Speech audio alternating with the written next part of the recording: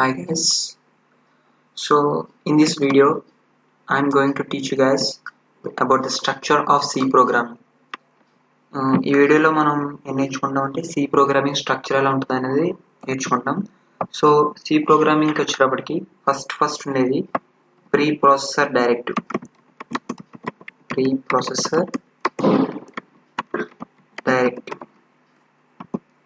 And the second one variables. Next, third one functions.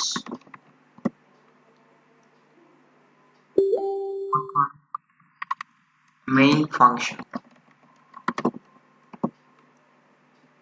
And fifth one statement or expression.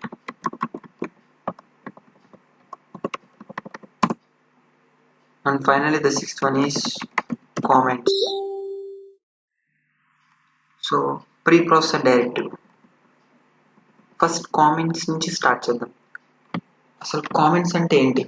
Comments are special type of instructions not compiled with compiler. అంటే comments అనేవి ఒక instructions, that means కామెంట్లో మనం ఏదైతే రాస్తామో అది programming compiler అనేది compile చేయకుండా అలా వదిలేస్తుంది ఆ లైన్ ఆఫ్ స్టేట్మెంట్ని.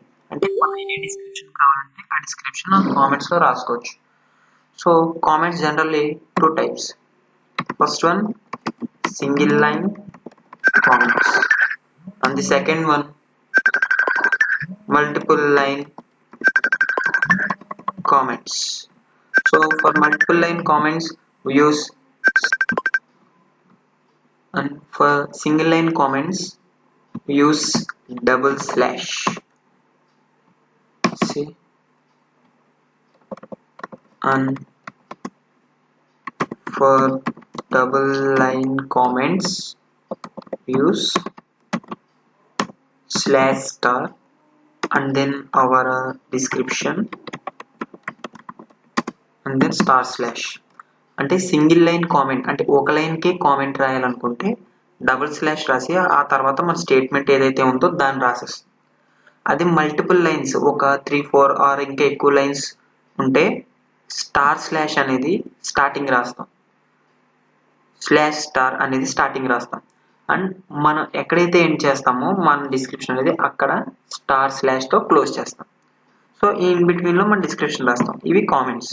సో ఇక్కడ మనం రాసినంత కామెంట్సే కాబట్టి దీన్ని తీసుకెళ్ళి మీకు ఇప్పుడు మల్టిపుల్ లైన్ కామెంట్స్ ఎలా రాస్తామో చూపిస్తాను. స్లాష్ స్టార్ ఇక్కడ స్టార్ట్ అయింది. సో మొత్తం అంతా ఒకే కలర్లోకి వచ్చింది మనం అబ్జర్వ్ చేస్తే. సో దీన్ని క్లోజ్ చేయాలంటే star slash.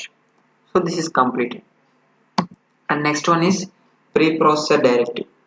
So preprocessor directive అంటే ఏంటంటే it is called a header function and it starts with hash include which includes the header files containing some predefined functions. అంటే ఈ preprocessor directive ని hash include తో start చేస్తాం. Start చేసిన తర్వాత ఇందులో మనం దేన్నైతే ఇంక్లూడ్ చేయాలనుకుంటున్నామో ఆ డైరెక్టివ్స్ ని ఇంక్లూడ్ చేసుకుంటాం.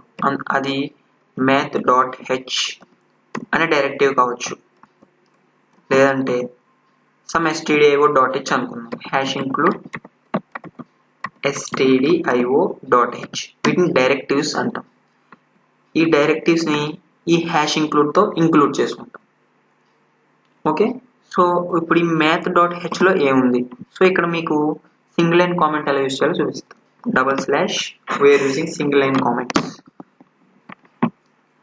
math.h. సో ఈ math.h లో ఏముంటుంది అంటే some predefined functions ఉంటాయి math.h లో.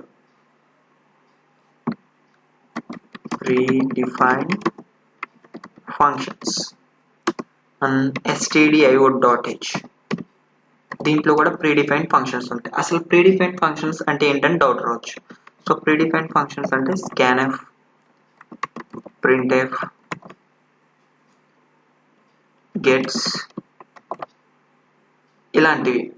ఇవి stdio.h లో ఉండే predefined functions. సో math.h లో కూడా కొన్ని predefined functions ఉంటాయి.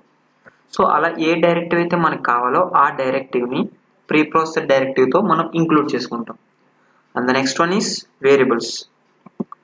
So variables again two types, local variables, global variables. So local variable అంటే ఏంటి, గ్లోబల్ వేరియబుల్ అంటే ఏంటి? ఓకే, సో మనం మెయిన్లో రాసే వేరియబుల్స్ అన్నిటినీ లేదంటే ఒక బ్లాక్ వరకు రాసే వేరియబుల్స్ని లోకల్ వేరియబుల్స్ అంటాం. అంటే మెయిన్ బయట డిక్లేర్ చేసిన వేరియబుల్స్ని గ్లోబల్ వేరియబుల్స్ అంటాం. ఫర్ ఎగ్జాంపుల్ ఇంట్ ఏ అని ఒక వేరియబుల్ తీసుకున్నాం, ఈ ఏకి 10 అనే వాల్యూ అసైన్ చేస్తాం. సో నెక్స్ట్ మెయిన్కి వెళ్దాం. Okay, main function. So main function ఇంట్ మెయిన్. సో మెయిన్ ఫంక్షన్ లోపల ఇంకొక వేరియబుల్ తీసుకున్నాం, ఇంట్ k is equal to 10. Okay, ఇప్పుడు ఇంట్ కి రిటర్న్ టైప్ రిటర్న్ 0. ఓకే, ఇంట్ మెయిన్ కాబట్టి మెయిన్ రిటర్న్ టైప్ ఇంట్ రాసాం కాబట్టి సో 0ని రిటర్న్ చేసాం. సో నెక్స్ట్ ఈ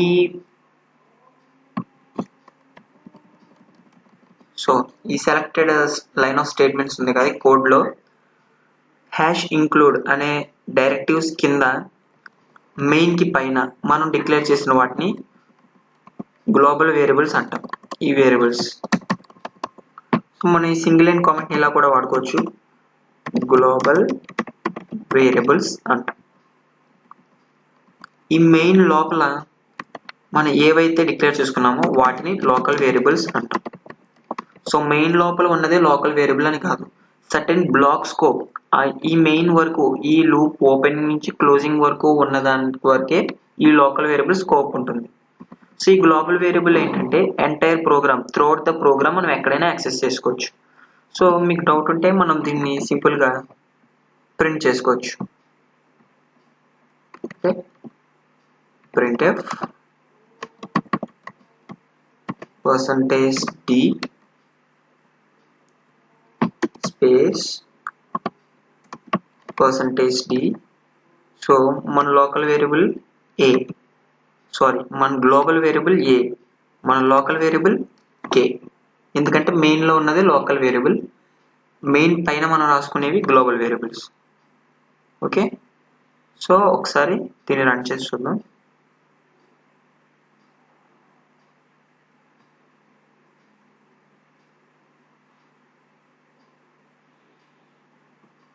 ఓకే, మనం ఇక్కడ సింగిల్ లైన్ కామెంట్స్ రాసినప్పుడు ఇందులో మళ్ళీ ఎర్రర్స్ వస్తాయి. సో ఈ సింగిల్ లైన్ కామెంట్స్ని, డబుల్ లైన్ కామెంట్స్ని ఇక్కడ రిమూవ్ చేసేది, ఎందుకంటే కామెంట్లో కామెంట్ వస్తే ఎర్రర్ వస్తుంది. Okay, now run it.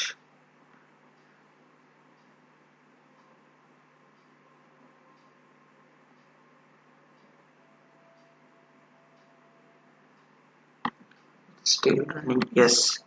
So ఇక్కడ చూసినట్టయితే సక్సెస్ టైం 10 and 10 రెండు వచ్చాయి. అంటే ఇక్కడ మనం డిక్లేర్ చేసిన వేరియబుల్ 10, ఇక్కడ మనం డిక్లేర్ చేసిన వేరియబుల్ 10. సో దీనికి ఒక 120 ఇద్దాం. సో మళ్ళీ రన్ చేద్దాం. So local variable is 120 and global variable is 10. Global వేరియబుల్ని మనం ఎక్కడైనా యాక్సెస్ చేసుకోవచ్చు, కానీ లోకల్ వేరియబుల్ని ఆ బ్లాక్లో మాత్రమే యాక్సెస్ చేసుకోగలం. So these are variables. And next one is for defining these variables. ఈ వేరియబుల్స్ని ఎక్స్ప్లెయిన్ చేస్తే మనం డైరెక్ట్గా వచ్చేసాము మెయిన్లోకి, కానీ మనం మెయిన్ అనేది కంప్లీట్గా ఎక్స్ప్లెయిన్ చేసుకోలేదు. So main it is the most important function in C program where execution of C program starts. అంటే C program ఎగ్జిక్యూషన్ ఎప్పుడు మెయిన్ నుంచి స్టార్ట్ అవుతుంది. సో మెయిన్ ఫంక్షన్లోని మనం ఏ కోడ్ రాసుకోవాలన్నా రాయాలి, ఏ ఫంక్షన్ని కాల్ చేయాలన్నా మెయిన్లోని కాల్ చేయాలి. సో ఇక్కడ మనం వేరియబుల్స్ డిఫైన్ చేసుకున్నాం, మెయిన్ ఫంక్షన్ డిఫైన్ చేసుకున్నాం అండ్ కామెంట్స్ డిఫైన్ చేస్తున్నాం. Next one is functions. So first ఆర్డర్లోనే ఇప్పుడు ప్రోగ్రామ్ ఉండాలి, preprocessor directive, and then we given variables local and global, and then we need to write function declarations. మనం ఏమైనా functions రాస్తే, so int my function 1 semicolon, these are called function declarations. ఈ function declarations అన్ని ఇక్కడ రాసుకోవాలి and function definitions కూడా ఇక్కడ రాసుకోవచ్చు. For example function definition int my function but ఇక్కడ సెమికాలన్ ఉండదు ఫంక్షన్ డెఫినేషన్ లో. It contains open and close in between we write our code. Okay, so ఈ ఫంక్షన్స్ గురించి మనం లెటర్ ఆన్ ట్యూటోరియల్ వీడియోస్ లో ఇంకా నేర్చుకుందాం. So this is function declarations and definitions, ఇవి రాసుకుంటాం. And finally statements or expressions. ఇప్పుడు ఈ printf అనేది ఒక statement, int k is equal to 120 అనేది ఒక స్టేట్మెంట్. సో ఎక్స్ప్రెషన్ అంటే ఏంటి? ఎక్స్ప్రెషన్ అంటే very simple, k is equal to k plus k, ఇది ఒక ఎక్స్ప్రెషన్, ఇది ఒక ఎవాల్యుయేషన్. వీటిని మనం ఎక్స్ప్రెషన్స్ ఆర్ ఎవాల్యుయేషన్స్ అని అంటాం. So this is the basic structure of C program. First one is preprocessed directive, second variables, third one functions, fourth one is main function, and fifth one is statement or expression, and sixth one is single line or double line comments. So much for do. So this is called structure of C programming language. Thank you guys. Like this video and subscribe if you want to see more videos. See you soon in next tutorials.